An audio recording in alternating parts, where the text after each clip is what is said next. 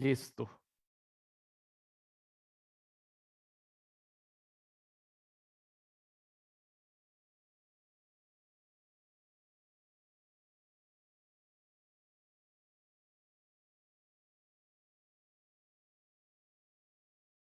Hola, buenas tardes a todas las personas que nos acompañan de los diferentes países de América Latina, también a quienes nos ven desde Europa, que ya realmente es de noche. El día de hoy nos encontramos para tener la sexta sesión del ciclo de conferencias, avances y retos en el acceso a la justicia con enfoque de género y derechos humanos en la región latinoamericana en los últimos 20 años. Este ciclo de conferencias lo hemos planteado para reflexionar sobre, ¿verdad?, esos avances y retos, pero también porque estamos celebrando los 20 años de la Fundación Justicia y Género. La Fundación Justicia y Género, con las diferentes personas que trabajan en ella, especialmente doña Alda Facio Montejo, don Rodrigo Jiménez Sandoval y doña Roxana Arroyo Vargas, han hecho una serie de procesos en los últimos 20 años, articulando con diferentes actores, tanto de la academia, de los poderes judiciales, pero también con la sociedad civil y especialmente el movimiento feminista. El día de hoy, precisamente, esta sesión la hemos dedicado para reflexionar sobre los avances y retos en las acciones que ha impulsado la sociedad civil feminista, ¿verdad?, para promover el acceso a la justicia con enfoque de género e interseccionalidad. Entonces, bueno, en ese marco, en esta sesión, yo, por ejemplo, que soy una mujer joven, ¿verdad?, que desde los feminismos los he vivido como activista, pero también siempre aprendiendo de las mujeres que fueron marcando pauta, que han ido luchando y abriendo camino para nosotras. Hoy me siento muy honrada, muy honrada, porque en este panel nos acompañan tres mujeres que admiro muchísimo, mujeres feministas que han dado luchas emblemáticas frente a una sociedad latinoamericana muy patriarcal y violenta, misógina. Entonces, estas mujeres que van a compartir hoy han luchado desde México, El Salvador y Ecuador por eso, ¿verdad? Por los derechos de las mujeres, por denunciar injusticias y también por avanzar. Entonces, bueno, no quiero robarles más del tiempo y voy a dar inicio a este panel. Una de las mujeres que nos acompaña hoy en esta actividad es Paola Betancourt. Ella es ecuatoriana, es feminista Kipcha, sí, Kipcha, así se pronuncia bien, disculpen. Quichua, Quichua. No, no te Kipcha. preocupes, no te preocupes, Sandra, con mucho gusto. Paola Betancourt es política, feminista Kipcha, también es deportista, madre de tres, es vicepresidenta del primer cabildo Kipcha urbano de Otavalo, es parte de la Plataforma Nacional de la Mujer Caminando hacia la Igualdad, que es una organización nacional que lucha contra la violencia hacia las mujeres. También es parte de la colectiva Runa Feminista. Es delegada del Consejo Consultivo ad hoc del Consejo Nacional de Igualdad de Género. También es asambleísta alterna por la provincia de Imbabura. Yes. Es miembro de CISARI, que es una organización para la revitalización chicha. Y ella también desde esa organización impulsa los derechos lingüísticos del pueblo. Ella también es miembro y fundadora de Causai Otavalo, que es un colectivo ecológico que promueve acciones de limpieza en Otavalo para generar conciencia sobre el problema de la basura y el plástico. Es presidenta y fundadora de Unión Otavalo, que es una cooperativa de ahorro y crédito en el marco de la economía social popular y solidaria. Desde donde están enfatizando muchísimo el tema del emprendimiento femenino. Es ingeniera en desarrollo social y cultural, máster en género y política pública por Flaxo, ha desempeñado muchos cargos políticos en la función pública como ser la primera mujer gobernadora Kipcha de Imbabura, y también ha sido directora provincial del Ministerio de Inclusión Económica y Social. Bueno, es una gran experiencia que tiene Paulina en el ámbito político, como mujer indígena y feminista. Y bueno, le damos la bienvenida y tiene la palabra, Paola. Buenas tardes con todas ustedes, queridas hermanas. Suma Chichiguta Charipachunchi, les saludo en nuestro idioma, el quichua. A veces tenemos, digo, cómo la colonialidad ha hecho que inclusive nosotras nos desconozcamos entre latinoamericanas, ¿no? Nuestras voces, nuestros idiomas y creo que parte del ejercicio nuestro de encontrarnos también desde los feminismos, desde el activismo, nos permite también eso, ¿no? Reencontrarnos, pronunciar a veces también estos lugares que parecen distintos por nuestras distintas también geografías y culturas, ¿no? Les agradezco muchísimo por esta invitación.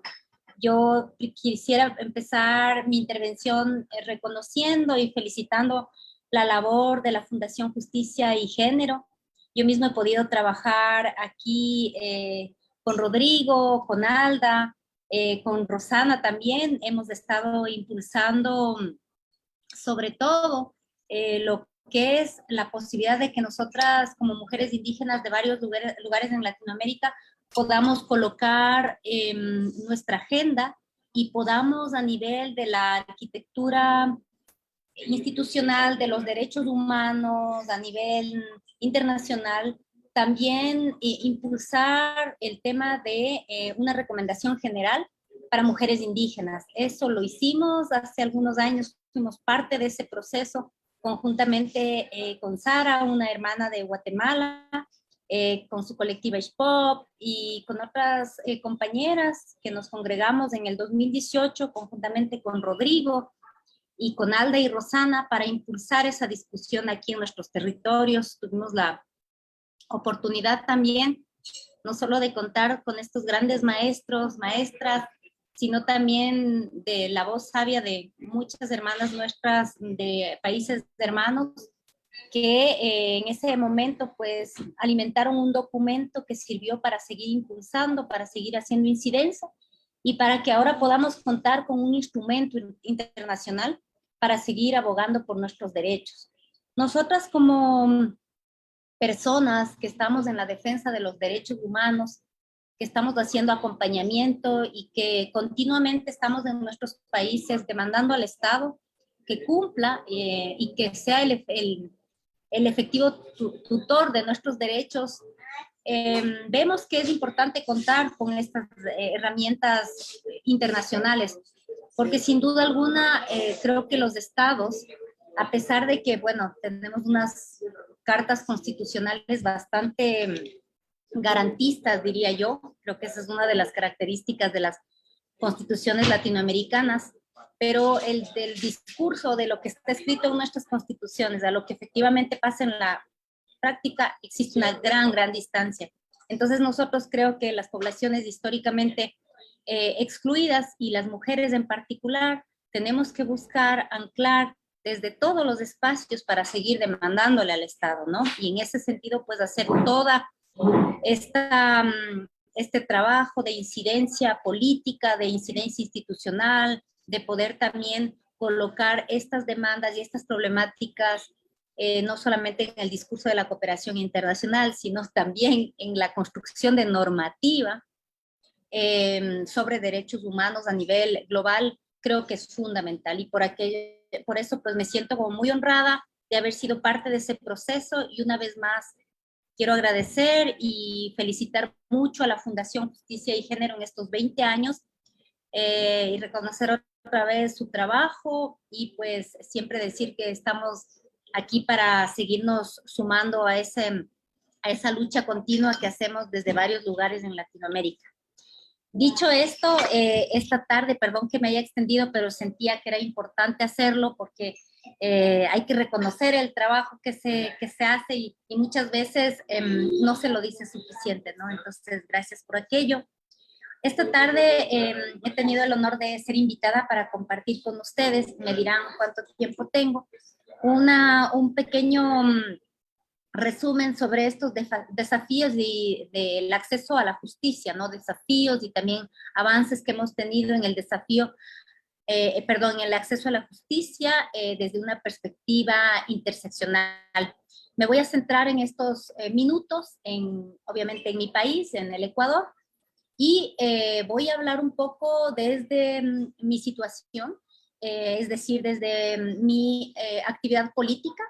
Yo soy política y también voy a hablarlo desde mi posición, desde mi lugar como activista también, que hago acompañamiento a casos de femicidio, notablemente de mujeres en comunidades quichuas. Para un poco contextualizar, el Ecuador tiene 14 nacionalidades reconocidas por la Constitución, 18 pueblos. Hay que decir que cada nacionalidad es, digamos, reconocida con un idioma. Entonces tenemos 14 nacionalidades con sus 14 idiomas, y una de estas nacionalidades, como la más visible, quizás la más igual con actoría política, es la nacionalidad quichua. Por eso es que hace un momento pues me presentaba poniendo esa, digamos, esta, esta situación en el mundo y en mi país, ¿no? Entonces, yo quería colocar primeramente, en el caso de mi país, decir primero de que tenemos una constitución que reconoce los derechos de estos 14 nacionalidades y 18 pueblos. Es decir, nosotros contamos con una constitución que se dice y que establece el carácter plurinacional de nuestro Estado, lo que conlleva algunas consecuencias a nivel de la estructura del Estado.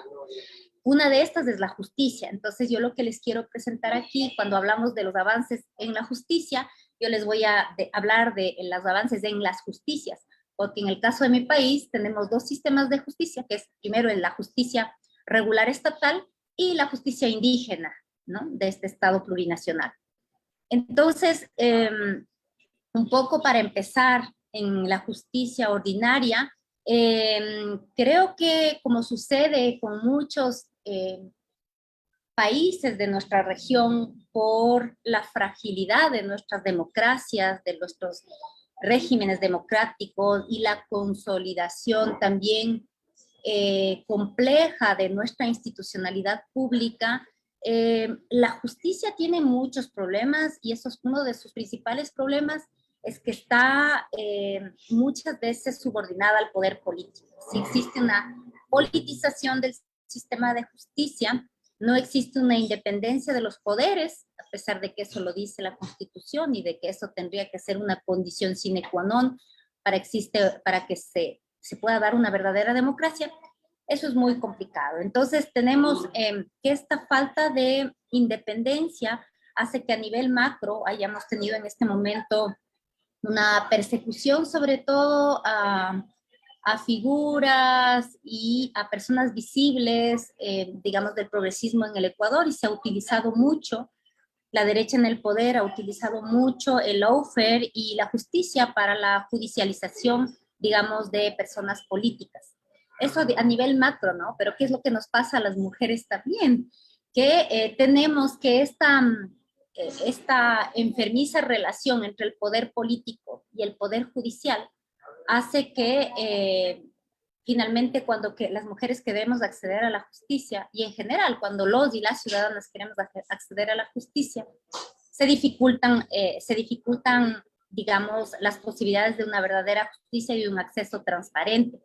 Hemos tenido en este año algunos casos, por ejemplo, de operadores de justicia que han sido acusados de femicidio, que han sido acusados de violencia contra las mujeres, y ahí lo que pasa es que hay un espíritu de cuerpo que no permite que se acceda a la justicia, ¿no? Entonces quería como colocar primero estos dos elementos, y para empezar, el tema de la politización, ¿no?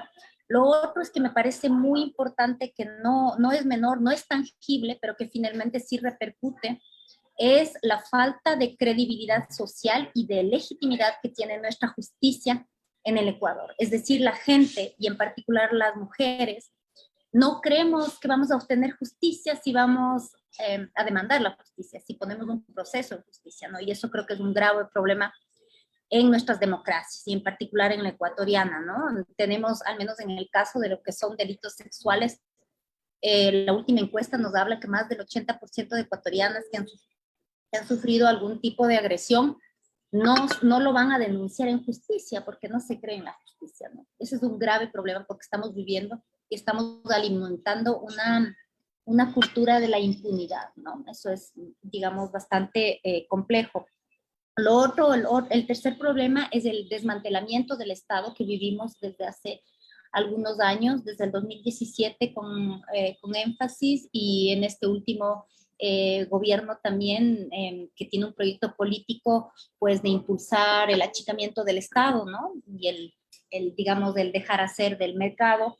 Tenemos algunas estructuras institucionales que han sido afectadas por los recortes presupuestarios, entre ellos igual el sistema judicial, el sistema de justicia. Entonces tenemos cada vez como una precariedad mayor en ese sentido y eso se nota, digamos, por ejemplo, cuando los fiscales tienen que pedir a los usuarios y las usuarias que les den dinero para poder imprimir los procesos, porque en el Estado no hay, en el sistema judicial no hay tinta para imprimir los procesos, por ejemplo, ¿no? Parece banal, parece algo no importante, pero a ese punto va la precariedad y el desmantelamiento del Estado. También tenemos muy pocas, por ejemplo, en los procesos, muy pocos peritos especializados, peritos antropológicos especializados, peritos con perspectiva y con formación de género. Tenemos muy pocas a nivel material, las cámaras de GESEL. Eso digamos, nosotros hemos estado como muy preocupadas cuando hemos hecho seguimiento a casos, sobre todo de abuso sexual con niñas y niños, que digamos, esas precariedades materiales de no contar con estas cámaras especializadas hacen que los procesos se dilaten y que finalmente la familia deje los procesos y que no se pueda acceder en justicia, ¿no? Lo otro es que efectivamente el cuarto elemento es que sí hay leyes, hay toda una normativa legal constitucional, pero las dificultades vemos es que realmente no hay voluntad política para que eso se asiente en la práctica.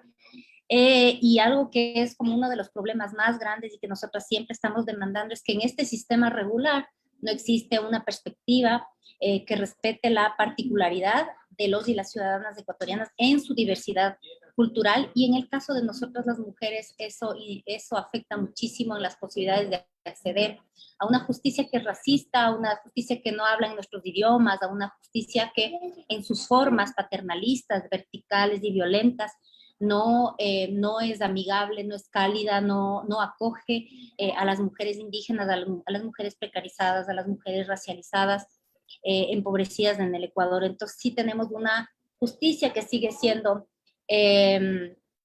eurocentrada, una justicia que sigue siendo, ni siquiera eurocentrada lo voy a decir, una justicia que tiene un solo rostro, un rostro monocultural y que desconoce la diversidad cultural de nosotros acá en Latinoamérica, ¿no?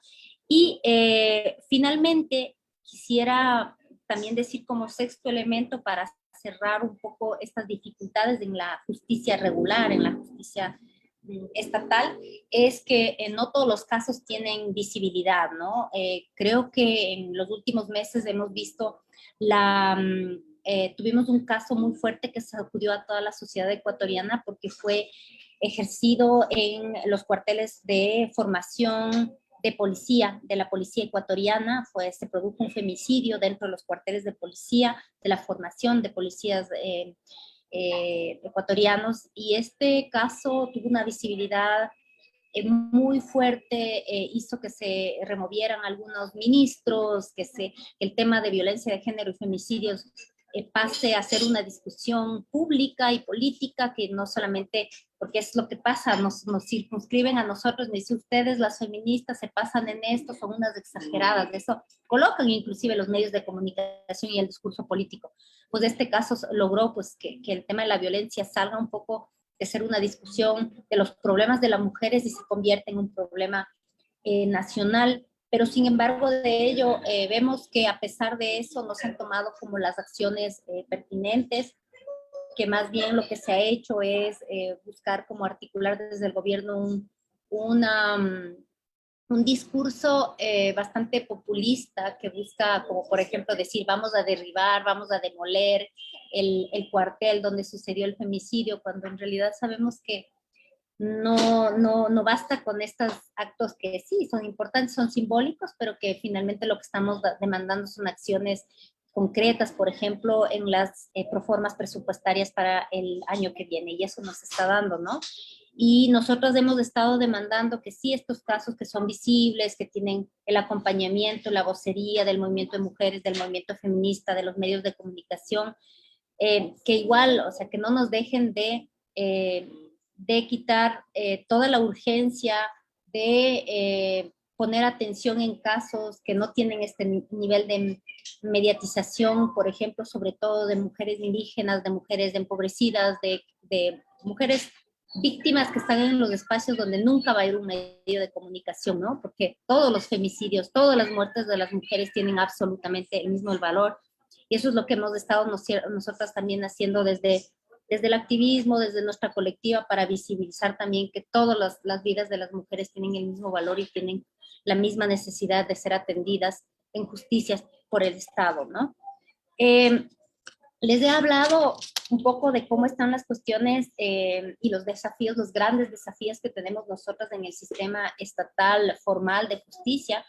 Ahora quisiera como rápidamente hablarles de lo que pasa en el sistema de la justicia indígena. De acuerdo a la Constitución, el sistema de la justicia indígena tiene la misma validez, es decir, una autoridad originaria cuando emite una sentencia, esta sentencia tiene la misma validez que un juez de corte nacional, provincial o local.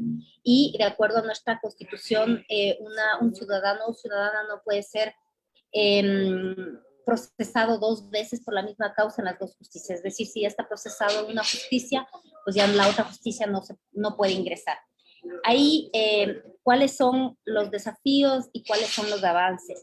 Yo voy a decir que como quichua y como parte de una nacionalidad originaria, siempre nuestra posición va a ser para fortalecer nuestros sistemas políticos, nuestros sistemas de justicia, nuestros sistemas de concebir, digamos, todo en el mundo, ¿no? Pero sí es necesario decir, porque se trata finalmente de la jurisdicción que nosotros tenemos como pueblos de nuestros territorios, ¿no? Y también que este Estado respete esas formas distintas, porque nosotros creemos y nosotras creo que desde los feminismos estamos como claras de que este sistema punitivista, que este sistema de cárceles realmente no da una respuesta, no repara y no es lo que nosotros quisiéramos como civilización humana. De hecho, solamente les menciono que en mi país, tal vez ustedes deben haberlo escuchado, estos últimos meses hemos estado atravesados por varias cárceles, crímenes en las cárceles. Los pandillas y estos grupos organizados ya se han tomado las cárceles del Ecuador y hemos tenido varias masacres carcelarias en todo lo que va del 2021 y 2022. Es una situación terrible realmente, pero solamente para decir que hay que pensar en otro sistema que no sea este punitivista que creo que está llegando al límite, ¿no? Entonces, nosotros le apostamos al tema de la justicia indígena, pero sí vemos que en el Estado, al concebirse plurinacional, no ha entendido la dimensión. Es decir, el Estado, por un lado, se dice plurinacional, o sea, tiene que tener los distintos rostros y las distintas lógicas, pero lo que hace es solamente poner recursos y atención pública a la justicia ordinaria, y es decir, desde una posición que considero yo bastante racista, es decir, ustedes en sus resguardos y en sus territorios, ustedes vean cómo ejercen su justicia ya entre indios. Lo pongo así, entre comillas, porque el Estado se despreocupa, se quita la total responsabilidad y lo que hace es que finalmente la justicia indígena se va debilitando por algunas condiciones materiales, y también tenemos ahí todo un trabajo que hacen los medios de comunicación, hegemónicos o no, que alimentan todo un imaginario alrededor de que la justicia indígena es para los bárbaros, para los no educados, y que lo único que se hace es como castigar, públicamente con agua fría y con otros elementos que son parte del ritual, ¿no? Entonces, esa ausencia del Estado para realmente buscar construir con el movimiento indígena y con las dirigencias indígenas un sistema de justicia que sea mucho más fuerte y que pueda ya poder implementar algunos procedimientos, hace que muchas veces la justicia indígena por nosotras mismas, las mujeres se ha visto como un sistema débil, o como un sistema que no nos va a dar respuesta a nosotras las mujeres en nuestra búsqueda de justicia. Yo misma como al estar en algunos cargos de representación, he podido ver de qué manera la justicia indígena también es utilizada entre autoridades indígenas y con un pacto patriarcal con las autoridades del Estado, digamos, del Estado ecuatoriano, para poder seguir llevando una situación de impunidad, ¿no? Sobre todo en el caso de lo que son delitos sexuales. Entonces, estamos frente a una situación, digamos, compleja en este sentido, y creo que es importante seguir movilizando todos nuestros recursos para que, por un lado, el sistema regular no sea desmantelado, lo poco que tenemos, igual creo que hay que seguirlo sosteniendo y que tenga una perspectiva igual interseccional.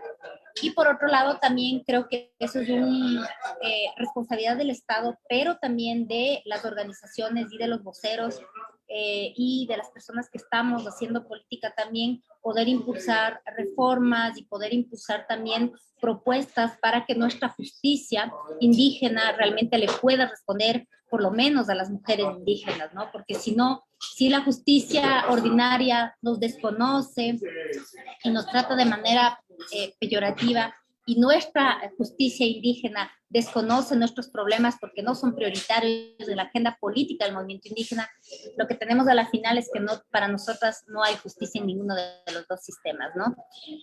Yo no sé cómo estoy con el tiempo, también les iba a hablar de mi caso en el tema ya de violencia política, que igual he seguido todo un recorrido por todos los espacios institucionales sin ninguna respuesta.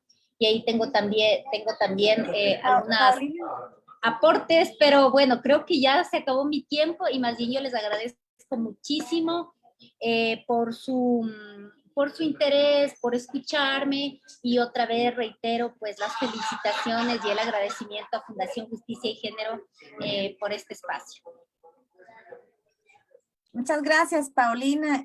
Bueno, muchas gracias porque realmente nos ha dejado muchos temas para profundizar, para reflexionar, pero vamos a continuar con la siguiente presentación. Alejandro, ¿vos podrías hacernos el favor de compartir la presentación de Lucha Castro? O sea, el video. Sí, por favor. Un segundo.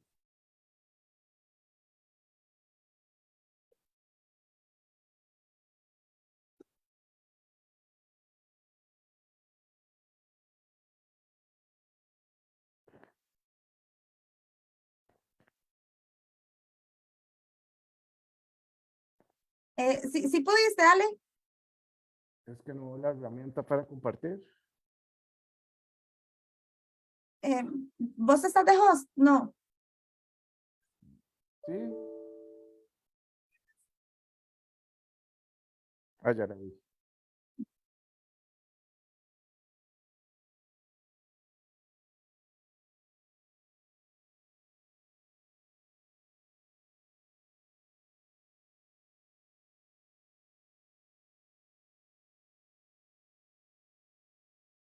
¿Pueden ver?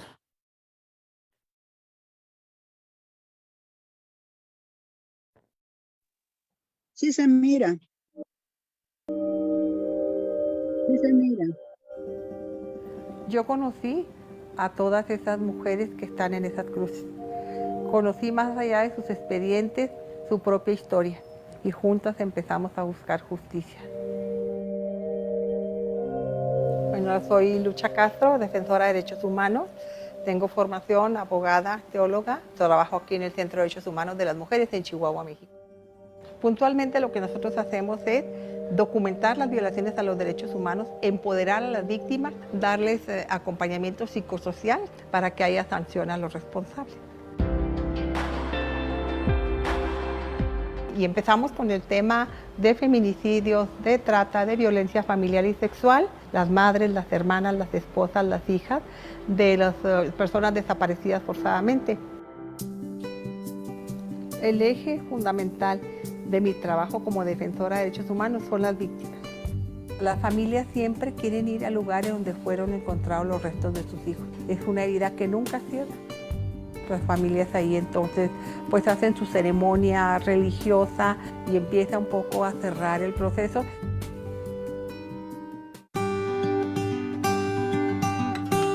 Recibo satisfacciones cuando llego aquí al CEDEM.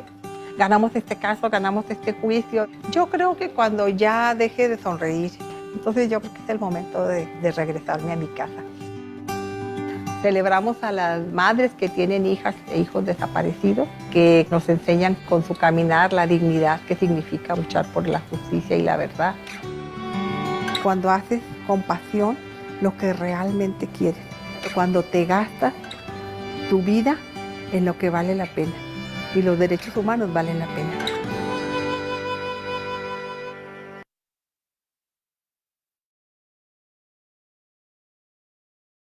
Bienvenida, Lucha. Tienes la palabra. Adelante. Te pediría por favor que cuando lleve los 15 minutos asignados me lo hagas saber para no consumir el tiempo de otra ponente. Bueno, pues felicidades desde luego a ustedes, al equipo.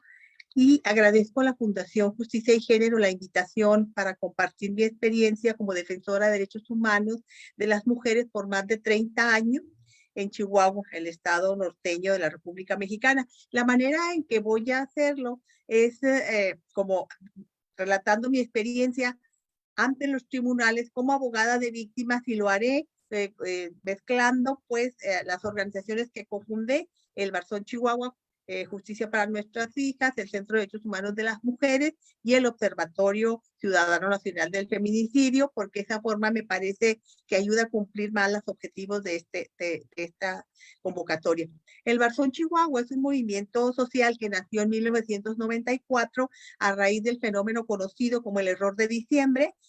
Se colapsó el sistema financiero y se convirtieron de la noche a la mañana deudas bancarias impagables. Miles de mujeres salimos a las calles defendiendo nuestras casas.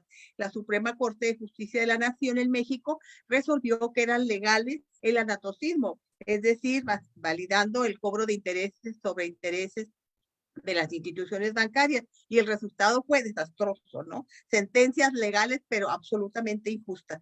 Fue la primera ocasión en que hay una irrupción masiva cuestionando el Poder Judicial. Entonces nos organizamos y empezamos con la alfabetización jurídica, que me parece que eso fue muy importante porque el conocimiento jurídico logró frenar los abusos de los abogados, quienes con las notificaciones personales pues los hacían en un café, ¿no? Con los notificadores.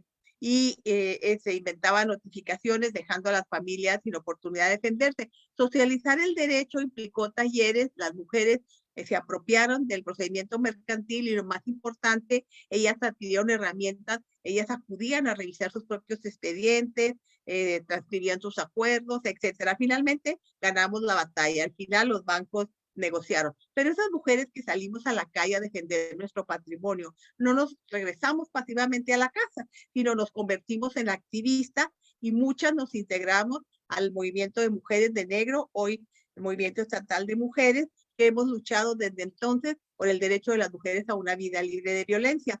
En México no basta con tener la razón jurídica y plantarle cara a los tribunales, porque hay que protestar.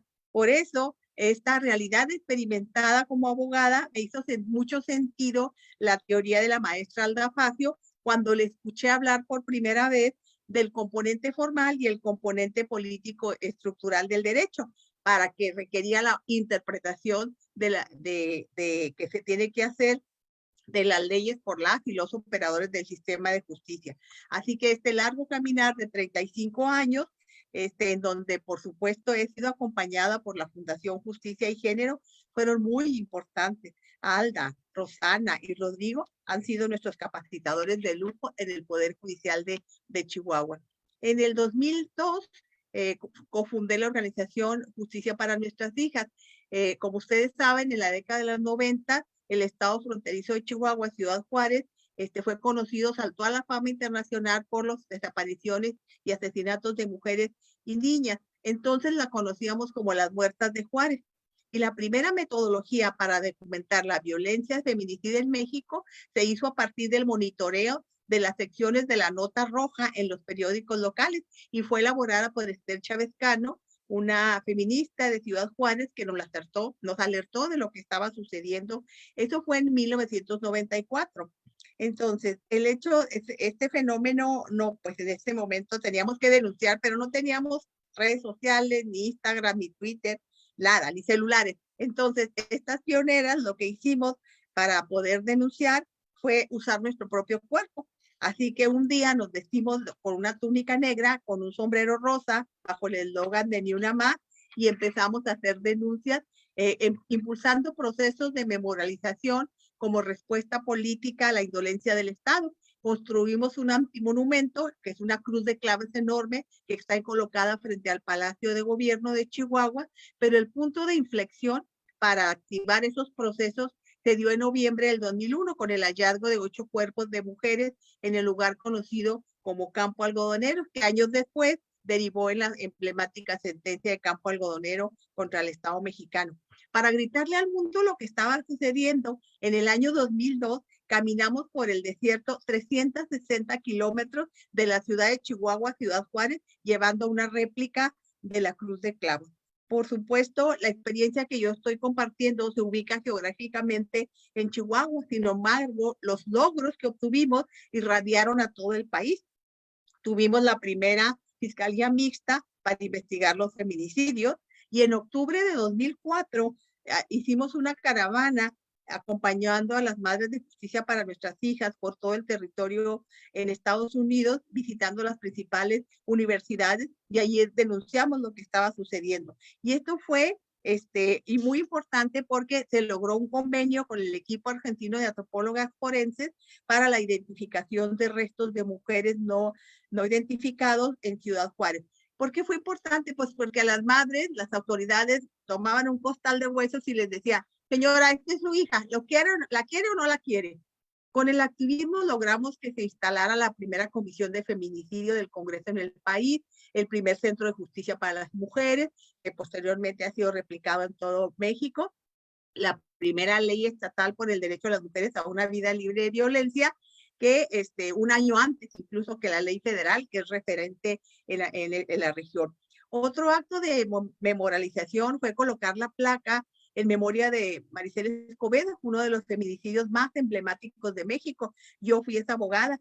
Ella se protestaba contra el Poder Judicial por exonerar al feminicida de su hija y ambos promovimos la casación y sí obtuvimos una sentencia de 50 años, pero ya el feminicida huyó después de que fue absuelto en el primer juicio y se alistó en las filas del crimen organizado. El 16 de diciembre del 2010, Maricela fue asesinada frente al Palacio del Gobierno. Ella estaba protestando justo en la Cruz de Clavos y su historia se plasma en el documental de Netflix, Las 3 muertes de Maricela Escobedo. Otro gran avance, sin duda, fue el tema de las acusadoras coadyuvantes.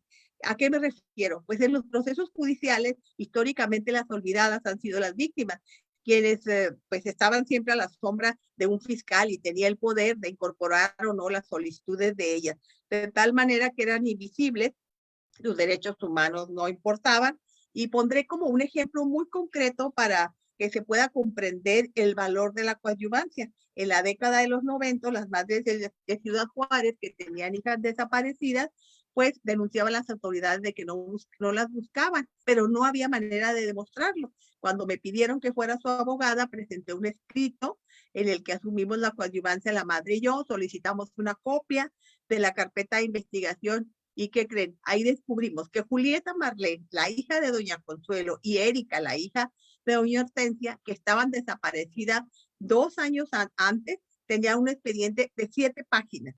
Por supuesto, la fiscalía había engañado a las madres diciendo que ellas hacían cateos, que había declaraciones de testigos, de rastreos, etcétera. Pero nada fue verdad, así que empezamos a documentar y exhibir la violencia del Estado. Nuestro trabajo fue retomado por Amnistía Internacional y en el 2003 realizó un informe, Muertes Intolerables, 10 años de desapariciones y asesinatos de mujeres de Ciudad Juárez y Chihuahua. Las madres se convirtieron en acusadoras coadyuvantes. Y por supuesto, nosotras las abogadas feministas que les acompañamos, una coadyuvancia efectiva rompe los paradigmas del poder, ¿no? Que han atentado por años siempre a las fiscalías, y desde el horizonte del feminismo es muy importante porque incorporamos los tratados internacionales, se coloca en el debate judicial los estereotipos de género, también, por supuesto, incorporamos esquemas, cuestionamos el esquema patriarcal y incorporamos peritajes psicosociales con perspectiva de género, etcétera.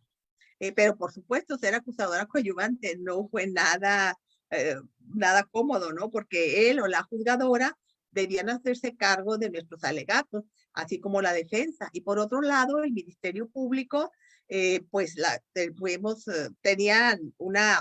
sentían observados, se sentían humillados, porque nosotros nunca fuimos eco de los ministerios públicos, sino tuvimos pues una participación activa muy importante. Nuestro activismo feroz, ¿sí? que tuvo eco en organismos internacionales, y entonces empezaron a cuestionar los procesos legales, la credibilidad, como nos dijo también la compañera Paulina, la credibilidad del sistema de justicia, la impunidad, la corrupción, y la presión internacional surgida a partir de nuestras denuncias obligó a que se reformara la Constitución en el 2008 para dar paso a un sistema, a transitar al sistema oral en México. Pero un año antes en Chihuahua, nosotros lo implementamos por esas presiones. Como era una reforma de gran calado, se requería el aval pues, de las organizaciones feministas tan combativas. El gobernador Reyes Baeza nos pidió que diéramos el aval y le dijimos, hicimos un acuerdo y dijimos, te lo damos siempre y cuando nosotras construyamos el andamiaje jurídico que va a ser la base de ese nuevo sistema.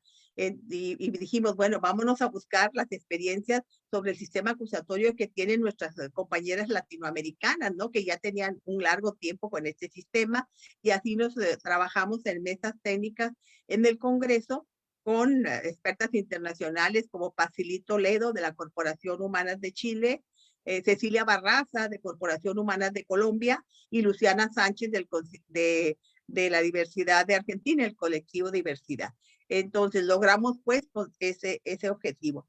La capacitación que se ofreció para entrar a los operadores del sistema de justicia para abrazar el sistema oral, pues por supuesto que no estuvo disponible para las organizaciones de la sociedad civil, pero nosotras con el empoderamiento que teníamos, hicimos un acuerdo con el entonces presidente del tribunal, licenciado José Chávez Aragón, y logramos que nuestra organización tomara la capacitación a la par que jueces, magistrados y fiscales. Eso fue bien importante porque entonces llegábamos a las audiencias muy empoderadas y no podían objetar que nuestra presencia ahí lo hacíamos, que lo que nosotros solicitábamos no estaba de acuerdo porque desconocíamos el sistema, ¿no? Por supuesto que se hicieron muchas campañas de publicidad para que se aceptara el sistema oral, pero no se explicaba de manera concreta en qué consistía, ni tampoco hubo un acompañamiento a la ciudadanía, pero ese trabajo lo asumimos el Centro de Derechos Humanos de las Mujeres y le escribimos un libro, El acceso a la justicia para las mujeres víctimas de violencias en el nuevo sistema de justicia penal, y ahí documentamos todas las experiencias del litigio estratégico y convocadas por el Observatorio Ciudadano Nacional del Feminicidio. Nos fuimos por toda la República Mexicana para presentar el libro, tanto a las organizaciones de la sociedad civil como a los poderes judiciales, y animar a las organizaciones para que de entrada no descalificar el sistema, ¿no? Con el mito de que el sistema oral lo que se hace es la puerta giratoria para los delincuentes. les convencimos de que la reforma tenía grandes avances por los principios que ya todos conocemos, en el tema de la inmediatez, de la publicidad, etcétera, ¿no? Y que debía incrementarse la confianza en las instituciones, y creo que algo logramos. El acompañamiento a las víctimas con medio de la alfabetización jurídica fue muy importante. Aquí aprendimos a empoderar a estas víctimas para que pudieran llegar a los tribunales y por supuesto capacitamos a las y los juzgadores, y aquí contamos con la generosidad de Alda, de Rosana y por supuesto el inspirador Rodrigo, a quien amo tanto. La fase fundamental de ese acompañamiento de la socialización fue la socialización del derecho. ¿Qué estrategias utilizamos? Pues mire, dábamos talleres semanales que se denominan respuestas legales a las violencias de género. Ahí las mujeres aprendían el tema de alimentos, de divorcios, de custodias, etcétera. Después, el segundo taller era llevando mi propio juicio, y hacíamos un tour a los tribunales, y en las audiencias aparecen las acusadoras coadyuvantes, las víctimas, y por supuesto atrás un nutrido número de mujeres que eran las que llegaban ahí para enterarse cómo funcionaba ese sistema y el día que les tocara regresar. Por medio del Observatorio, casi estoy por terminar, Nacional del Feminicidio, pues tenemos presencia en todo el país, sistematizamos informaciones sobre la falta de procuración e impartición de justicia para las víctimas de violencia, impulsamos alertas de género y generamos propuestas de políticas públicas y reformas legales. Pero sobre todo les proporcionamos herramientas a las organizaciones no gubernamentales que defienden derechos humanos de las mujeres por medio de guías metodológicas para elaborar, por ejemplo, peritajes antropológicos, entre otras cosas. Esa fue una muy breve pincelada de lo que he realizado. Finalmente, fui nombrada consejera ciudadana del Consejo de la Judicatura de Chihuahua, y mi paso por esa judicatura, pues no me da tiempo para decirlo, solamente le diré que cuando yo llegué ahí a la judicatura, afortunadamente tuve grandes aliadas, como es la magistrada Adela Jiménez, Verónica Rodríguez, titular de la unidad de género, y pues muchas gracias por haberme dado la oportunidad de compartir. Bueno, muchas gracias a usted, Lucha, por todas estas experiencias que ha compartido. Ahorita me gustaría que pudiéramos al cierre profundizar en algunos elementos. Pero bueno, podríamos también conocer la experiencia de las compañeras Yolanda Girola, ¿verdad? Que ella nos acompaña desde El Salvador. El Salvador es un país que, bueno, ha tenido un proceso histórico muy complejo, y de este proceso Yolanda Girola también ha sido una feminista emblemática que ha venido luchando y trabajando en el tema de los derechos humanos de las mujeres a partir de procesos educativos, capacitando en el análisis y revisión de legislación con perspectiva de género, trabajando el tema de violencia contra las mujeres, derechos sexuales y reproductivos, también aportando desde la parte de avance en los instrumentos de derechos humanos en el contexto, por ejemplo, haciendo propuestas para las reformas al Código de Familia, Penal y de Trabajo, con la ley de VIH-Sida, leyes sobre violencia. Tiene una amplia experiencia en el proceso de tratamiento de sobrevivientes de violencia, desde un consultorio jurídico y de una clínica integral de la organización C-Mujer, desde donde han acumulado experiencias estratégicas de alianzas con diferentes instancias del Estado y también con la academia y organizaciones mixtas. Yolanda Girola también ha sido consultora de organismos internacionales y profesora de temas de género y violencia contra las mujeres. Sin más, Yolanda, tiene la palabra. Adelante.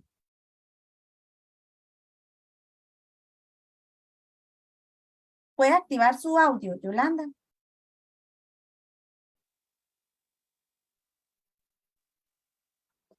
Con el video. Sí, la escuchamos. Perfecto. Adelante. Bien. El video ustedes lo manejan, ¿verdad? Que yo aquí me veo, pero no sé si ustedes me ven. Sí, la vemos.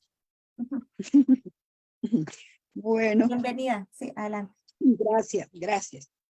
Bueno, en primer lugar también sumarme a las felicitaciones por este tiempo precioso en que la Fundación Justicia y Género. Yolanda, disculpe, se quitó la cámara. Sí, eso estoy viendo. Ay, señor mío. Sí. Ya voy. Hoy sí. Es que lo iba a cambiar para horizontal. Ya. ¿Se ve bien? Sí, sí. Sí. Bueno, decía que sumarme a las felicitaciones, al reconocimiento, a los parabienes para Alda, indudablemente, a quien conozco desde hace más de 30 y tantos años, Rodrigo y Roxana, con quienes hemos compartido muchísimo y de quienes hemos también indudablemente recibido mucho aporte, mucho apoyo, como debe de ser la transmisión de los saberes. Nuestro reconocimiento desde la colectiva de Sé Mujer, con la que hemos compartido con Alda, e incluso fuimos la organización que presentó el libro, primera edición de Alda, El género suena, cambios trae, que de lo que ella pues indudablemente siempre se recuerda. Dicen que en la variedad está el gusto y que la variedad precisamente enriquece los momentos. Yo me he ceñido o me ceñí a la agenda que me enviaron en cuanto a desarrollar aspectos relacionados con avances y retos en acciones impulsadas por sociedad civil, ¿no?, para promover el acceso a la justicia con enfoque de género e interseccionalidad. Entonces, me he ceñido un tanto, literalmente a lo que se me envió. Y pensé, y así lo hice, que antes de entrar en aspectos ya particulares nacionales, era necesario. Por una parte por la audiencia, pero por otra parte también porque después vean el video, que hay terminologías que realmente no son muy conocidas, por lo menos me atrevo a decir aquí en el país, aunque se haya hecho una serie de acciones que comprenden la terminología, y me estoy refiriendo a la interseccionalidad, y creí, como digo, necesario abordar en unos minutos también lo que es la interseccionalidad y muy rápidamente sus orígenes. Creo que es necesario saber, para quienes pues no conozcan, de dónde viene y cómo este término y qué representa este término y para qué se utiliza esta terminología, que para otras es más que una terminología, es toda una herramienta, ¿verdad? Y es toda un ejercicio de análisis. Entonces, revisando, porque he hecho una revisión documental, me encontré con que el concepto de interseccionalidad surge en 1989. Y surge en aquellas épocas, para quienes algo recordamos sobre de eso, en el seno de lo que se llamó el feminismo negro. Yo le puse en español, ¿no? Feminismo negro. Y en el marco de un caso legal, en el cual una abogada de Estados Unidos, Kimberly Crenshaw, utilizó lo que se llama esa categoría interseccionalidad con el objetivo de hacer evidente la invisibilidad jurídica de las múltiples dimensiones de opresión que habían estado experimentando trabajadoras negras de la compañía estadounidense General Motors. Esto es sumamente interesante porque también recordamos más allá otro caso de obreras también que, ¿verdad?, murieron en incendio, etcétera, luchando por sus derechos. En este caso estamos hablando de mujeres negras de una compañía llamada General Motors que estaban luchando por sus derechos, y esta abogada acuña esa terminología, acuña el término interseccionalidad, como ya lo dije, para evidenciar cómo se estaba invisibilizando toda la opresión que estaban experimentando desde diferentes aspectos.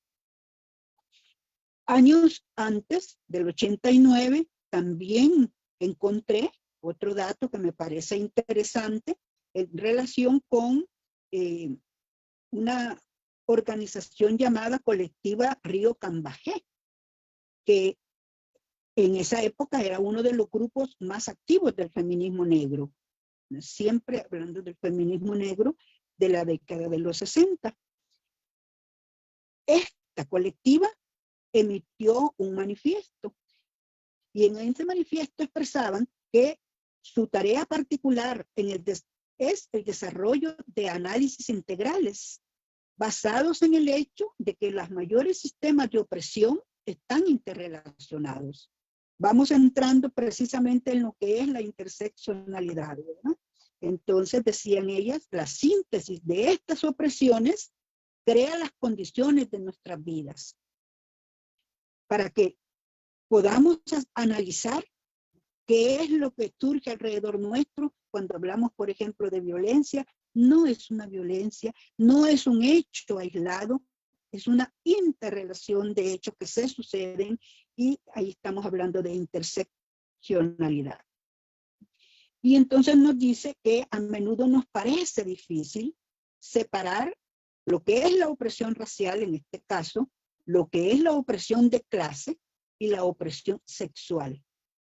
Porque en nuestras vidas, la mayor parte del tiempo, la experimentamos simultáneamente, no aislada y no por separado. Esto nos trae a ir concluyendo que la interseccionalidad es una herramienta analítica, no es solamente una terminología, ni un concepto, sino una herramienta analítica para estudiar, atender y responder a las maneras en que el género se cruza con otras identidades y cómo estos cruces contribuyen a experiencias únicas de opresión y privilegio. Es sumamente importante realmente esta herramienta, porque efectivamente lo que hace es evidenciar todo el cruce de situaciones de las que estamos rodeadas y que no siempre nos damos cuenta. El análisis interseccional tiene como objetivo revelar las variadas identidades, exponer los diferentes tipos de discriminación, y aquí estamos ya con el término discriminación, y desventaja que se dan como consecuencia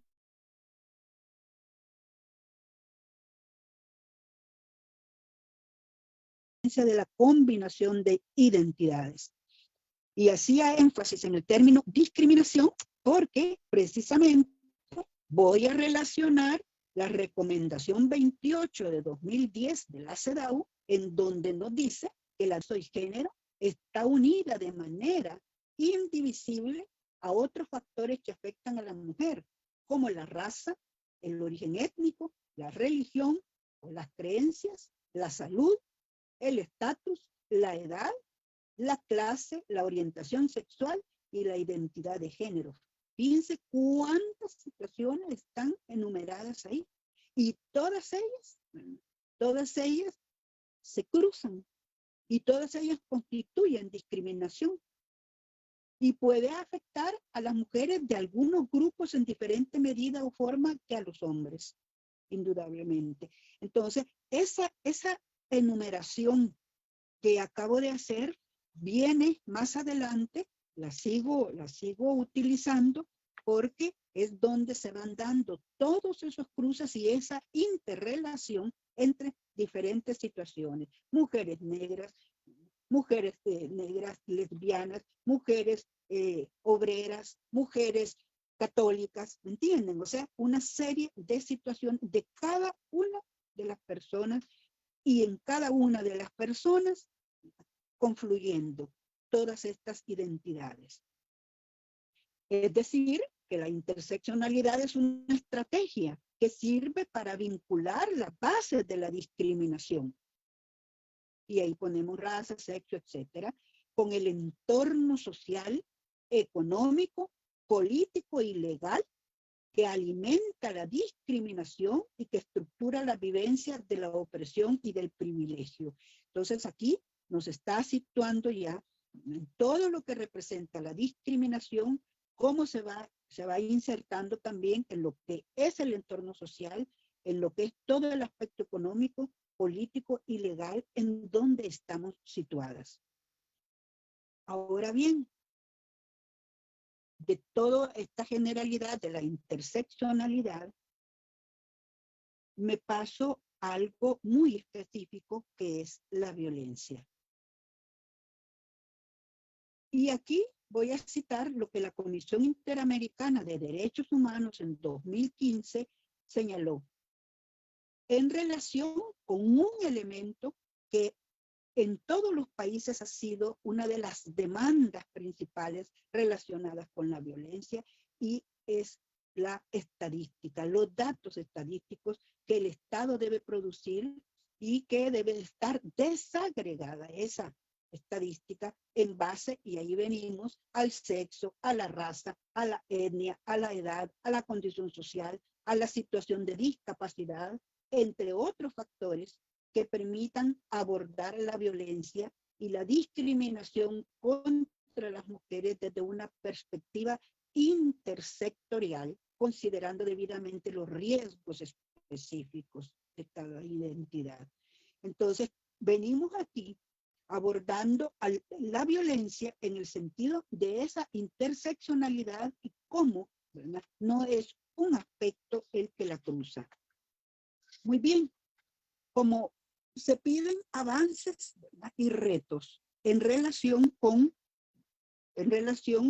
con la promoción del acceso a la justicia. Yo cito y he retomado dos elementos fundamentales que me parece que han sido avances en El Salvador con relación a la legislación por una parte, y es la Ley Especial Integral para una vida libre de violencia para las mujeres. En ella, la que entró en vigor el 1 de enero de 2012, intervinieron las mujeres de diversos grupos, intervinieron, dieron una lucha permanente, pero además hubo toda una alianza de mujeres del Congreso, de mujeres abogadas, de mujeres del movimiento de mujeres feministas, alrededor de esta ley, a la que se le apostó muchísimo junto con la ley de la igualdad.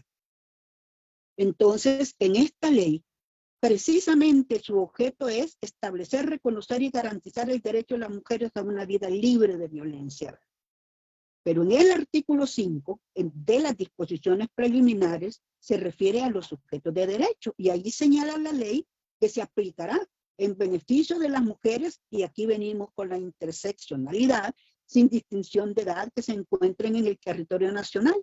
Para ello se prohíbe toda forma de discriminación, entendida esta como toda distinción, exclusión, restricción o diferenciación arbitraria basada en el sexo, la edad, la identidad sexual, el estado familiar, la procedencia rural o urbana, las creencias religiosas, la discapacidad psíquica o sensorial o cualquier otra causa análoga, sea que provenga del Estado, de sus agentes o de particulares. Esa es la interseccionalidad. Entonces, teníamos una ley de violencia intrafamiliar de 1996 que no era una ley de violencia contra las mujeres. La mujer era parte de la familia y allí había sanciones delitos que se cometían por ser la mujer parte de la familia y no por ser mujer. De ahí también hay un artículo en la ley integral del Yolanda, artículo, disculpe, dígame.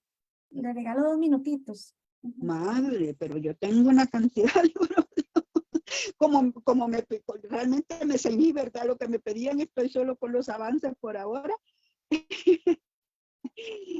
En la ley está la obstaculización al acceso a la justicia, ¿verdad? En donde es el tema pues, que estaban colocando. Y también quiero subrayar la mención relacionada con discapacidad, con mujeres con discapacidad sobrevivientes de violencia para acceder a la justicia.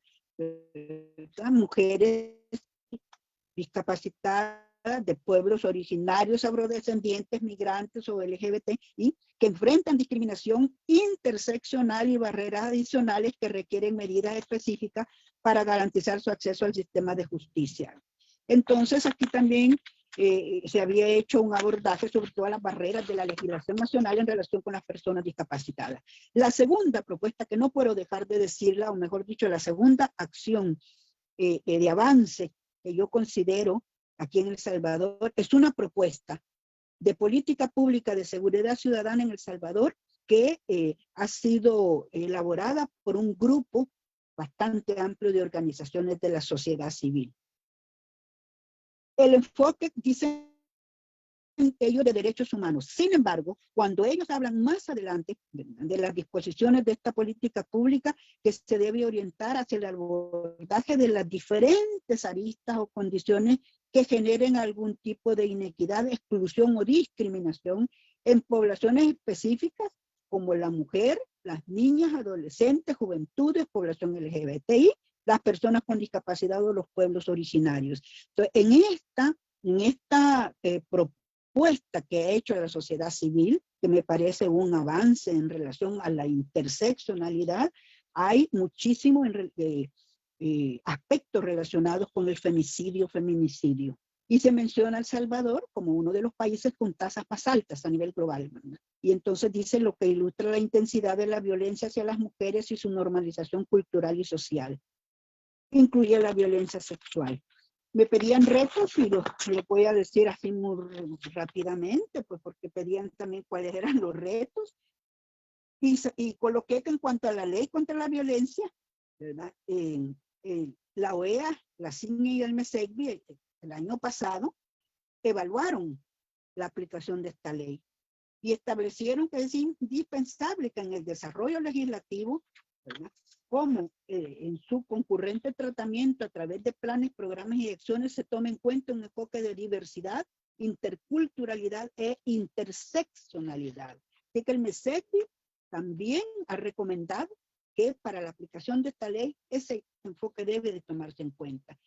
Y allí tengo, y no puedo dejar de decirlo, que la plataforma feminista de la Concertación Feminista Prudencia Ayala, en la cual, ¿verdad?, activamos, en una plataforma de 2014 a 2019, que es la última que hemos elaborado, precisamente pedíamos formular e implementar políticas públicas para la igualdad y la erradicación de la violencia contra las mujeres en cumplimiento de varias leyes. Decían y hablaban de mujeres con discapacidad, que ya las he mencionado, y también de la interseccionalidad, que era el cruce, ¿verdad? Y en la propuesta, ya poniéndolo yo como los grandes retos, ponía yo como uno de los grandes retos que en la propuesta de las organizaciones de la sociedad civil, de esa política, creo que la política de seguridad ciudadana se encuentran propuestas en materia de atención a víctimas y en la línea estratégica 1.1, impulsar la integración de las políticas y normativas sobre atención, protección y reparación a las personas víctimas en concordancia con estándares nacionales de derechos humanos y compromisos internacionales. Como parte de los retos que consideramos que tenemos, ¿verdad?, tanto en la ley de la violencia integral contra la violencia como en esta propuesta de política. Yo así con esta rapidez termino diciendo que el gran reto es visibilizar cuáles son las complejidades que influyen en la discriminación interseccional y realizar acciones para que las mujeres excluidas participen activamente en los procesos de cambio. Entonces, tal vez hay oportunidad de ampliar un poquito más, pero muchísimas gracias. Muchas gracias, Yolanda. Más bien, con cada una sería maravilloso que pudiéramos tener una sesión para que pudiéramos escucharlas más tiempo, ¿verdad? Y que puedan profundizar en estos elementos que han planteado. A mí me gustaría rescatar 3 elementos de lo que ustedes 3 han planteado desde sus diferentes contextos, ¿verdad? Y es lo primero, el hecho de que estemos aquí en este espacio virtual, internacional, desde esta distancia física, pero también muy vinculados nuestros feminismos, muy articulados, ¿verdad? Es muy interesante desde las 3 experiencias de ustedes ver cómo doña Alda Facio, don Rodrigo Jiménez y Roxana Arroyo han apoyado esas articulaciones entre feministas, indígenas, campesinas, abogadas. Eso es algo muy valioso a nivel histórico. Y pienso que de esa articulación feminista es que con ustedes han podido implementar cada una de estas estrategias y herramientas políticas tan particulares para cada uno de sus contextos, ¿verdad? Desde la parte del performance y el arte, para denunciar con el cuerpo hasta la elaboración de leyes, ¿verdad? De avances en el sistema de justicia. Y precisamente eso, ¿verdad? Ver cómo desde el movimiento feminista ustedes han logrado transformar los sistemas de justicia. Eso es el principio, ¿verdad? Me parece como un gran avance en los últimos 30 años que realmente hayan ustedes logrado transformar sus sistemas de justicia con todo y los grandes retos que todavía hay, ¿verdad? Con todo y el hecho de los elementos que nos comentaban ustedes, ¿verdad?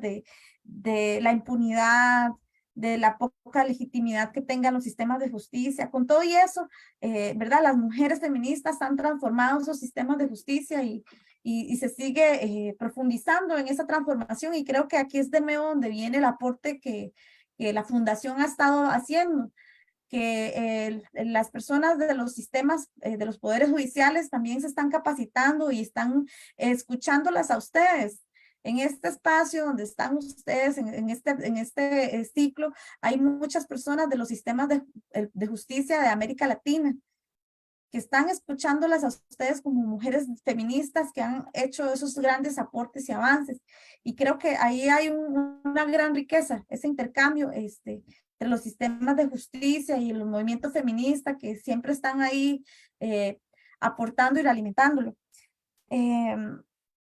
A mí me gustaría como mencionarles que hay saludos desde diferentes países. Les saludan Marisa Noriega, Rosa Guaman, también acá mandan saludos Amparo, Pamela, Élida, que son parte del grupo de este ciclo. Ahí no hay preguntas, no hay comentarios, pero entonces más bien vamos a aprovechar para hacer un pequeño cierre. Le daríamos la palabra a Lucha y después a Yolanda. Ya Paola tuvo que retirarse, pero entonces tendríamos esas palabras de cierre de parte de ustedes dos. Adelante. Adelante, Lucha.